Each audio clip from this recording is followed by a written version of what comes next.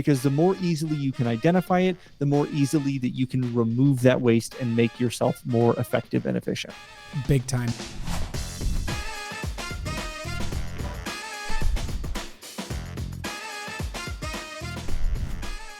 Hey, I'm Russ. And I'm Danny. And this is the Memory Makers Podcast. The show focused on helping you create amazing customer experiences and make more memories. Na, na, na, na, na, na, na, na, na. Memory Makers Podcast. Memory Makers Podcast. Memory Makers Podcast. Memory Makers Podcast. There you go. New year, Old Lang Syne. We're mixing it up. Very creative lyrics. They're not all going to be winners. We know. So So before we kick into the episode, Danny, I've got to share. You know how I've always joked with you that with Rinker has my mouth and his mom's brain, and we've really outpunted our coverage with some of that. I am officially designating him as a blue belt in SAS. The other morning I was coming back in, I was like, oh, I forgot my wallet. And, was going into the office to grab that. And he just goes, shocker, like in this most nonchalant, like throwaway thing. And I'm like, dude, you're not even 3 years old. And one, don't like that you already understand how I'm operating in, less than as your parent figure. But two, I mean, I also can't be mad at the fact that this is like a really good application of sarcasm. So, that's impressive. It was a nice little look in the mirror for me, and a healthy bit of respect and a tip of the cap to the kid for sure. Yeah. So well, he's absorbing well. He's like a sponge right now with you, and he's a smart kid. So he gets the sass in healthy doses from both Tiff and I. So it definitely he's going to be one with the sass. So. Oh, man. Hey, I'm stoked for our episode today. This is going to be the first of a number that we do where you and I always are dropping in different books and things that we as creative works and personally have read and had really great takeaways and what we've gleaned from it. And so for today's episode, we're actually going to be unpacking one of our most critical books that I think has been the most transformative for creative works, as well as me personally and just how I try to look and approach things. And it's going to be on the 2-second lean. Yeah. So this is something that we implemented a few years ago, and really when we got a chance to dive super deep into it was around the time that we shall not name of COVID, which I just named. So, yeah, whatever that means. He must not be named in Harry Potter, but I'm going to pull the Harry and name him anyway. We're going off the rails too soon. Okay, I like it. 2-second lean by Paul Akers. Now, Russell gonna get into talking about what is lean and what does that mean, and a lot of what he talks about in that book is very focused on the manufacturing side of things, but it's something that can be applicable to any kind of work atmosphere and any kind of business. And one of the great things about this book is that you don't even have to buy it. You can literally get it as a free PDF download on Paul Akers' website. You can get it as a free audiobook on YouTube. You can get it in regular softback. There's a lot of different ways that you can purchase or just access it for free. We'll put those links in the show notes so that you're able to check that out. And it makes it very accessible that you don't have to spend money on it, especially if you want a whole bunch of people at your business being able to absorb this content. It's literally, here's the YouTube link, listen to it. Makes it really, really simple. And it's like a 150-page PDF, and the audiobook is like sub 2 hours. I mean, it is bite-sizable and tactical, which is awesome. So hit the people with lean. What is it? Yeah, so lean has nothing to do with this idea of trying to do more with less, right? It's actually about eliminating waste and it's a framework that has been super impactful over many, many different companies, and we'll get into some of them, but everything from New Balance and Southwest and Toyota and all of this. But lean manufacturing really came out of the Toyota way which is another book that Paul Akers actually references a lot in his book, The 2 Second Lean. But it came from back in the 1980s when Japanese imports and cars and their really wonderful engineering and manufacturing was starting to have an impact on the U.S. market. You saw a lot of these big companies look at what are they doing differently, right? And how are they tackling this whole thing? And so much of its genesis comes out of the company Toyota and their 100+ year history and how that's been shaped and formed. But it really comes down to how are we going to find things that bug us on a daily basis, and how do we then use these frameworks and these labels to then identify those and put in small everyday changes that can compound really, really quickly to make a better impact. Taking out the friction of the everyday hassle things, fixing processes or products so that way we just aren't working into the nitty-gritty of putting out fires all the time. And so lean thinking, one of the core tenets that this comes from is it's presuming that everything can be continuously improved without end. So if you think that you've got something that is a really efficient process and it takes 60 minutes, how do you start to look at what would it take for us to be able to get that done in 30 minutes? Or if we have this level of output that we have, what would it look like if we could double that? And so there's some good high-level philosophical pieces that can come from this, but so much of this book is down to brass tacks, applicable strategies and tactics that your team can use. And so there are a number of links that we've got in the description for this episode as well, so that way you guys can access so many of the resources that Paul and his team have put together. But it's easy for us to take for granted at times of, man, our ship's running really smooth. Like we're cruising at a good clip. You know, we've got little things, but that is life and all of that. And it's important to remember that even companies like Toyota, who still embodies all of this in so much of their culture, not just their processes, is that they come up with millions of improvements and fixes that are generated from their employees every year. And so if any business owners are out there that are like, man, I wish my employees would be able to take this upon themselves and just fix it and do it, this is the book that is going to answer a lot of your frustrations, because it's going to give you tools and frameworks so that way you can actually have your team empowered and give them autonomy to actually run with these things and make the improvements. You know, I always look at it like one of the first hiring exercises. So when we were at Laser Flash, Danny, and we were doing our interviews, Mondo would like put a piece of trash down on the floor next to somewhere that the group interview was going to be walking past, and paying attention to who was going to just naturally pick that up and put that piece of trash in the trash can. So this is that same kind of thing because, hey, we want people who are looking for those kinds of, wiring and mentalities. Not everybody has it. So how do we start to give them a vehicle of modality to start doing this themselves, right? So there's your fun, fancy phrase for me, is vehicle of modality. But vehicle of modality, I like it. Yeah. So that when we look at this, and Danny's going to get into the 8 categories of waste that 2 Second Lean outlines, and what are some everyday kind of examples that we would see that through our lens as FAC entrepreneurs. So that way you guys can start to say, okay, well, yep, that makes sense. This makes sense. And I can actually start to identify the pieces and parts of an issue that are bugging us. And then I'll get into, some of the additional pieces around how do we then start to fix those. Before I get into the 8 categories, one of the things that you had mentioned, and I think it's worth noting, is you talked about a process that's an hour, and how do we, kind of cut that down, is that doesn't happen in one go. It's about it's called 2 Second Lean, because it's literally, how do you take a process you do all the time and shave 2 seconds off of it? How do you save 2 seconds? Because when you compound that over every employee, over every day that you're open, and then you keep making a 2-second improvement every day for a year, it creates compounding effects over time. So that's one of the reasons the reason it's called 2 Second Lean. I wanted to make sure I pointed that out for the listeners. Well, and why that's so impactful is that it makes it bite-sizable, right? So we don't have to completely shake the Etch-a-Sketch and turn everything up on its head and get all of this change fatigue that's happening. It's, again, just taking those small measured steps, shaving 2 seconds off at a time, like you mentioned. So that's great. Thank you.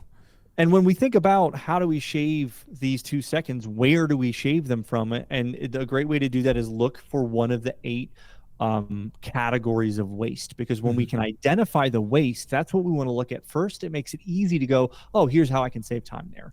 And so the very first one on here is called, and all of these are written from the standpoint of a manufacturing plant. But again, a lot of them and most of them are going to be applicable in any kind of a business. So the first one there is overproduction, which is a waste from making more product than the customers demand. So for you, maybe that's you're prepping goodie bags for a bunch of parties that are coming up, birthday parties over the next couple of weeks, but you accidentally make way too many and you have to sit on them for a while. That's overproduction. Maybe you make a bunch of pizzas ahead of time anticipating a customer rush, but then you make too many of them and then they go to waste. That's also overproduction. So those are a couple examples of how that may impact in a family entertainment center environment. The next one is transportation, and think about this as transportation of the goods themselves. This is wasted time, resources, and costs when unnecessarily moving products or materials. If you've got multiple locations and you're big enough that maybe you have your own warehouse where you store a lot of your inventory, if you're having to constantly move things back and forth in an inefficient way, that's an example of waste. Or here, one of the things that we recognized at Creative Works when we were in our old buildings, we grew into a campus basically of 3 separate buildings, that we would have to move our trash cans with forklifts across the street to different buildings where our dumpsters were, back and forth, and we'd have to move some of our props from one building to the next and then go back over to this building to do this other thing. And it was so much of a waste of transportation. And now that we're in a building where everything's under one roof, we've eliminated so much of that waste. There's also the idea, the third one on here is excess inventory. This is waste resulting from excess, when you have materials that aren't processed and you have too many of them. So in the manufacturing, this is ordering too many raw materials, so to speak. A great way to think of this in an FEC environment is ordering ingredients for your food, for your kitchen. You order too many, don't go through them, and then you have to throw it all away. That's a waste of excess inventory. Then there's also defects. This is when a product or service that fails to meet customer expectations. This is anytime you've got a dissatisfied customer. Maybe your food is taking too long, or one of your attractions isn't operating the way it's supposed to, or it's completely down. That is kind of waste of defect.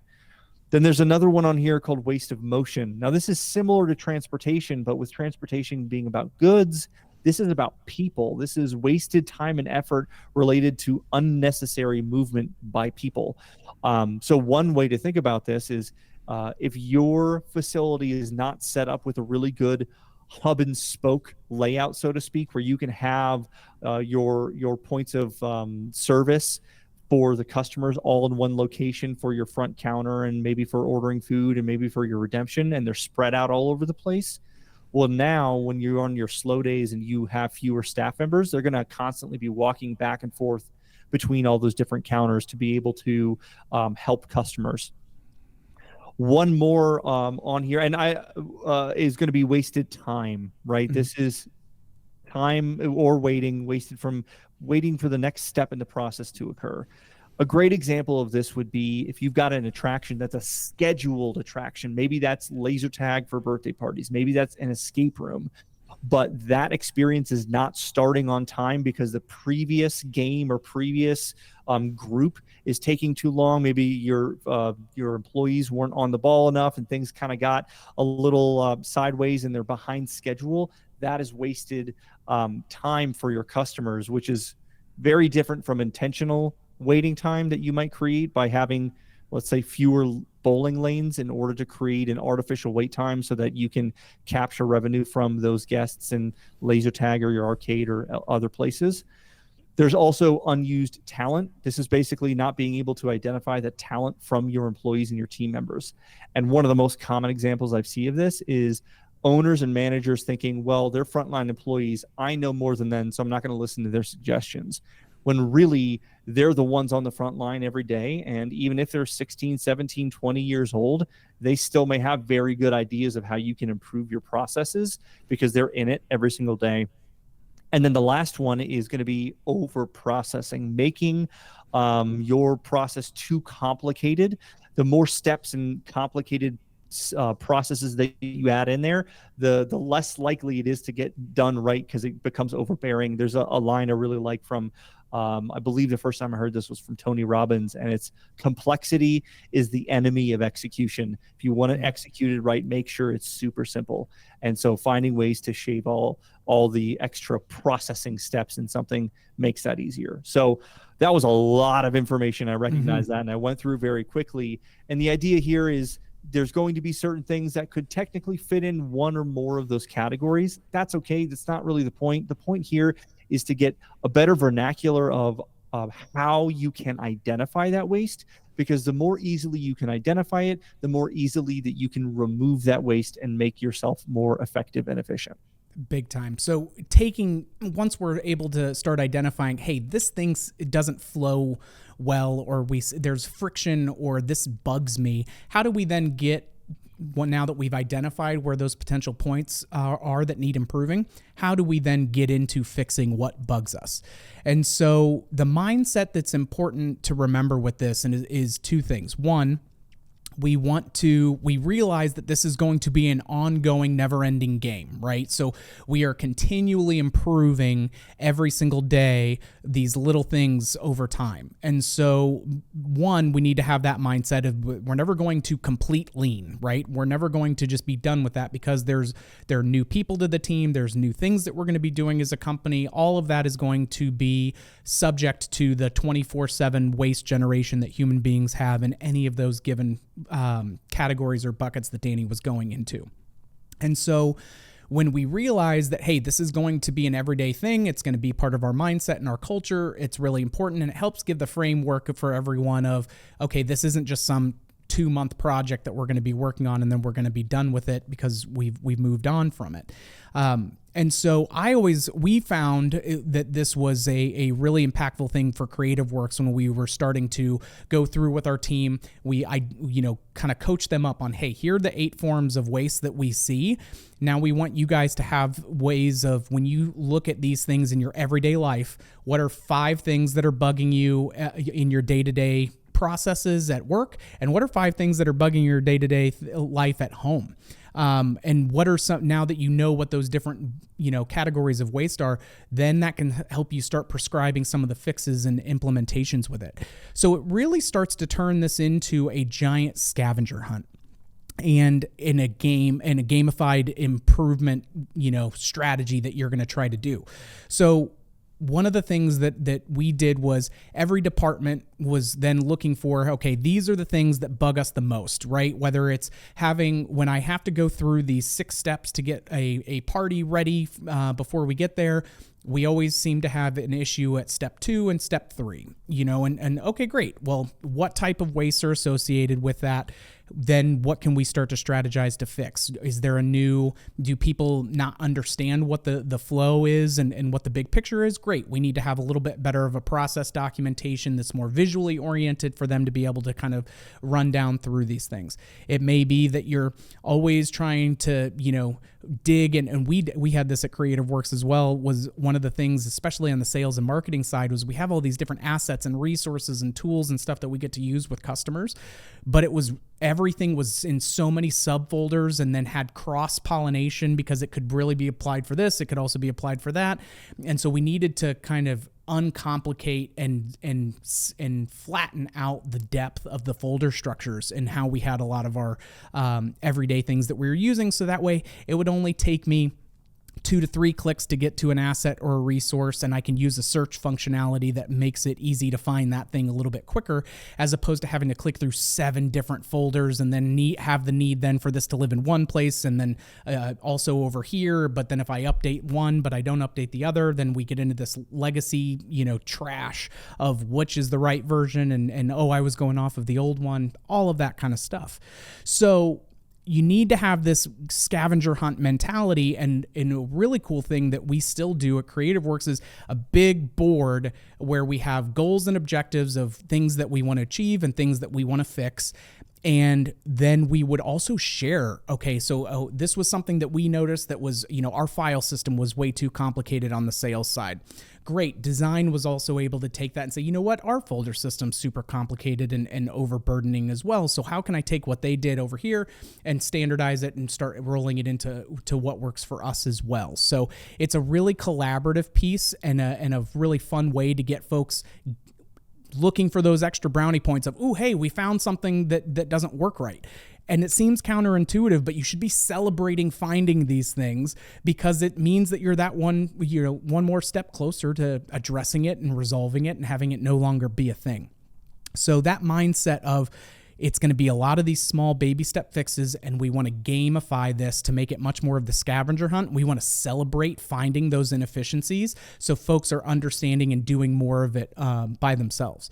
And then questions that you want to ask as you go through this exercise is, and I mentioned it before, hey, if we have something that takes an hour, what would it look like if it was able to get done in 30 minutes? You don't want to get caught up into the tyranny of how just yet, but you start visualizing what's they don't have to, go and do these 6 steps. They only have to do 3. Okay, that means that we're going to have, something that focuses and hones in this raw data for us in a cleaner way. So that way they can just take it nicely and move it on to the next step. So how can we eliminate some redundancies that go along with that? Do we need to look at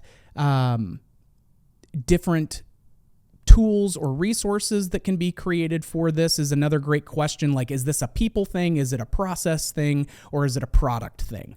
And so that way we can look at where we should really start tackling that, right? Is this issue coming up because the person doesn't understand it? Is the process flawed itself, or is it an inherent nature of the product that we then also need to start looking at how to reevaluate with?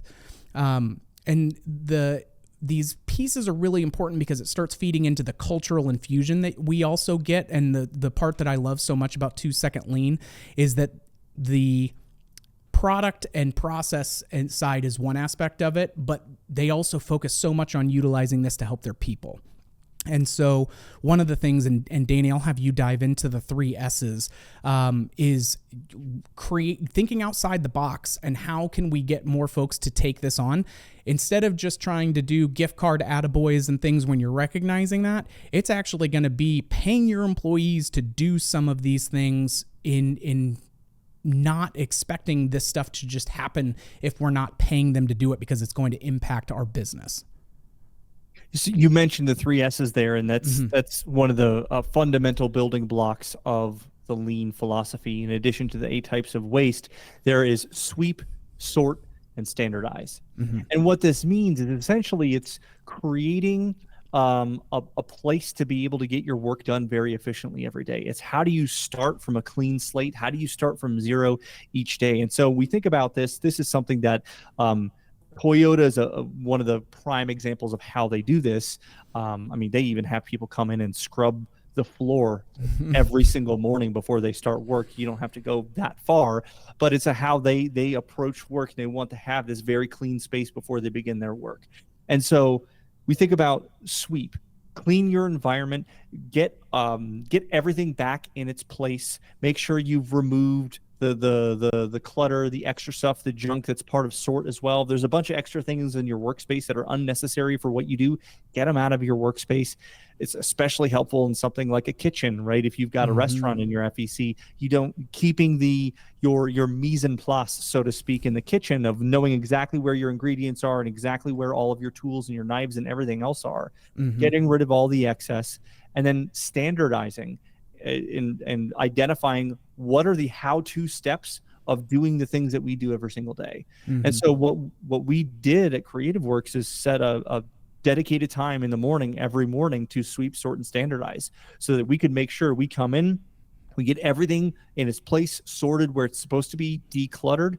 We spend some time either updating or creating processes for something that we do all the time, and then we begin our work. And in a single day, it doesn't make that much of a difference. But again, small changes, when you do this compounded every single day, again and again and again and again, it creates huge compounding effects for you. And I would say that especially as we were going through the heaviest transformations of this, like if we set out an arbitrary goal of, hey, in 1 month, we want to have this thing updated. And we would normally take this batch work approach, right? Where, okay, we're going to set aside a 2-hour meeting to really tackle this and do it. And then we're going to send folks off to work on it. And then we'll check back in another 2 weeks to make sure that it's on track, kind of a thing, as opposed to giving them, our teams bite-sizable every day. Like, these are the things that I need you to look for. This is what a friction point or a thing that bugs us feels like. So look through your everyday. What went well yesterday? What felt icky? And getting them to kind of document that down in real time. So that way the next day when they come in, they can start working towards that end. It was everything for our carpenters building different carts. So that way they could have their standard tools set in place, and based on what order they're typically building props in and how they then want to have access to it. And then it even went down for how we kept our bathrooms clean. Of, okay, we're going to clean the bathrooms and we're going to put everything away in its place, but then we're going to standardize it and actually take photos of, hey, this is what a full roll of paper towels looks like, and this is what the toilet looks like with the air fresheners and all of the different things or whatever that need to be there.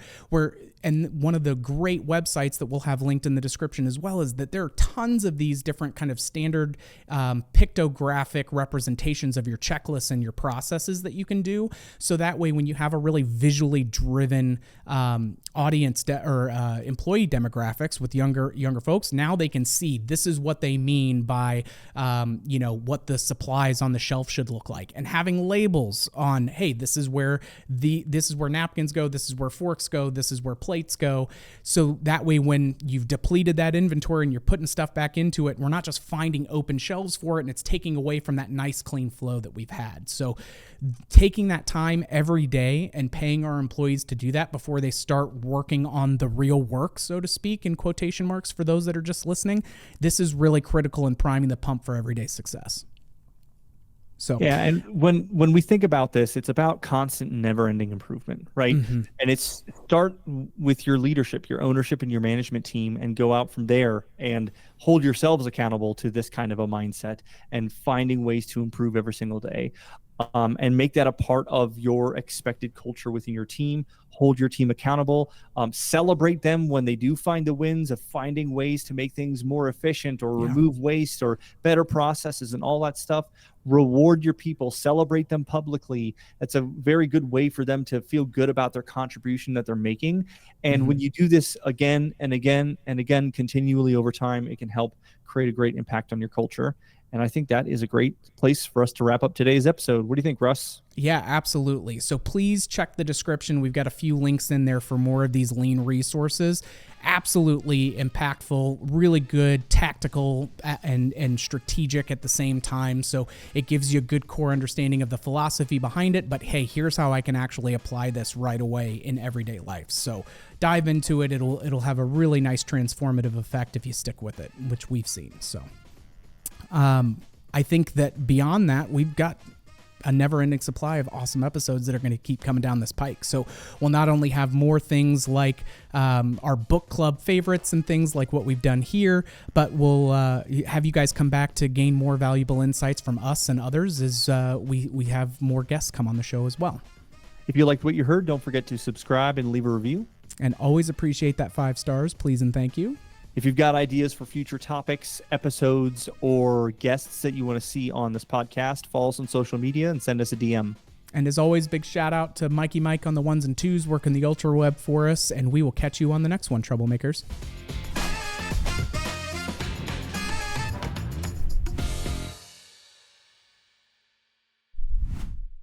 What do you want to do for thumbnails? I have no idea.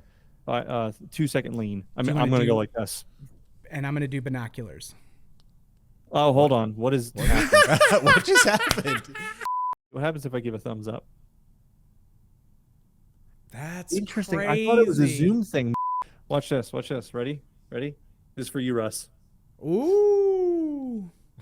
Mike is fixing in the camera for me because I still am moving ever so slightly. You're shifty. I'm a real shifty cat. Let's go. Let's lean it up, baby.